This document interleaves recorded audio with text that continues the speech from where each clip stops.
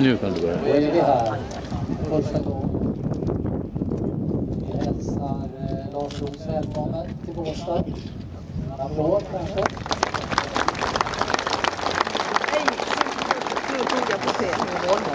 Lars och Uno Gustav som om en liten stund kommer att avtäcka den här skulpturen. Lars, du har ackompanjerat Birgit Nilsson under flera världsturnéer. Ordet till ditt. Jag tänkte säga först, jag ska försöka stå så nära Birgit jag kan. Det vilar ju starkt tryck på mina axlar här, ensam kvar bland alla er skåningar.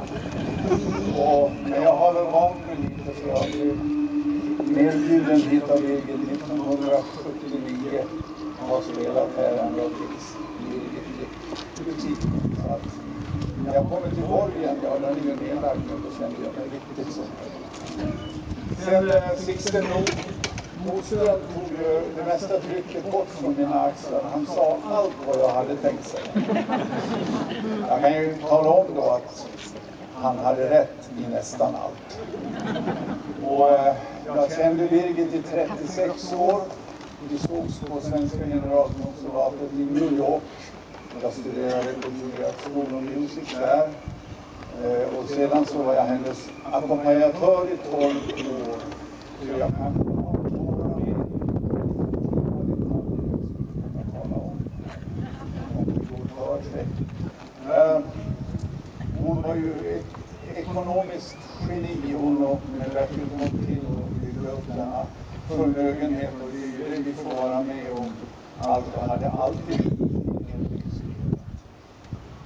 hon var aldrig snål när vi var ute. Vi var ju ändå bort till Japan och överallt. Men en gång hade jag lite roligt. För vi gjorde en gratiskonsert för Elis Sandbergs THX-klinik i Aneby. Men när vi kom till Tranås så hade hon avgiftningsmedel hemma. Vi gick ner i en liten butik och en liten småländska förklarade väldigt seriöst för Birgit att nej, hon var emot. Birgit gav mig en lättrött blick precis som hon inte visste om. Jaha, då kom hon fram med en liten flaska som var 1 centiliter och då stod hon vad kostar den? Den kostar 18 kronor. Aldrig i livet. Vet du inte vad det är som tar bort? Det är ju aceton. Ja, hon tog inte det. Vi stormade ut för affär. Fick ett timme på rummet. Tog en gammal Tre veckor senare gjorde vi vår årliga konsert på Gröna Lund. Då hade jag skaffat en 7 liters flaska med aceton. Den stod rätt och sen skrev jag för framtida behov. Och att inte fönstret i mitt lilla kök i Vasastan gick sönder när hon fick se vad det var. Hon gav till ett pojk. Grannarna undrade vad det var. Och hon visste ju om allting vad som hände. Men vad jag förstår så visste hon inte om att hon skulle stå. Det kom väl till beslutet året efter att hon hade gått till tiden. Och det är lite ovanligt att hon inte lever någonstans. Och det är klart att för mig att få stå här och säga välkommen hem. Välkommen hem.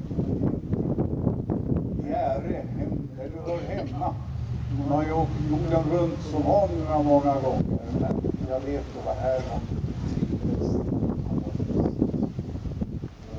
Innan vi låter ryktet falla så välkommen hem.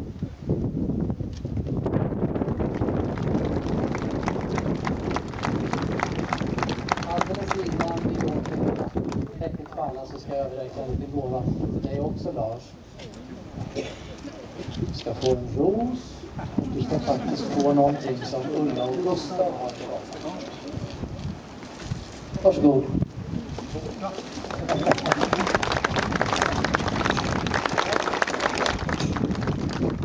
Så. Nu är det dags. Lars, Ulla och Gustav.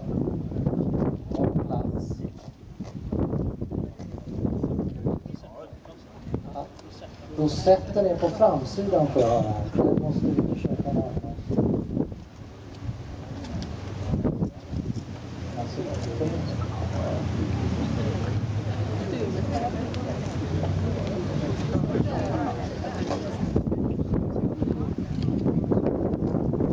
Nu är rosetten hittad, nu är det nära.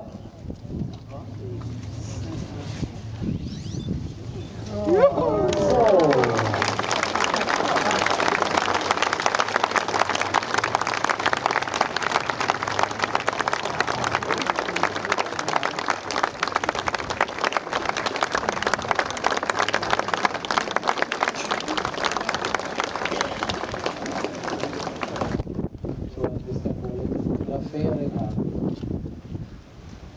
istället.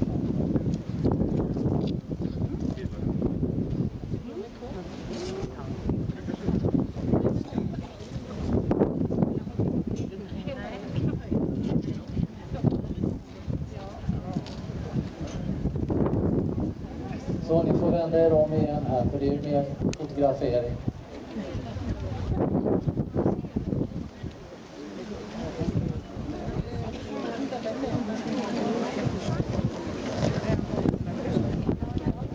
Så, tack så mycket allihop. Nu har det blivit dags för vårt kommunalråd Kerstin Gustafsson att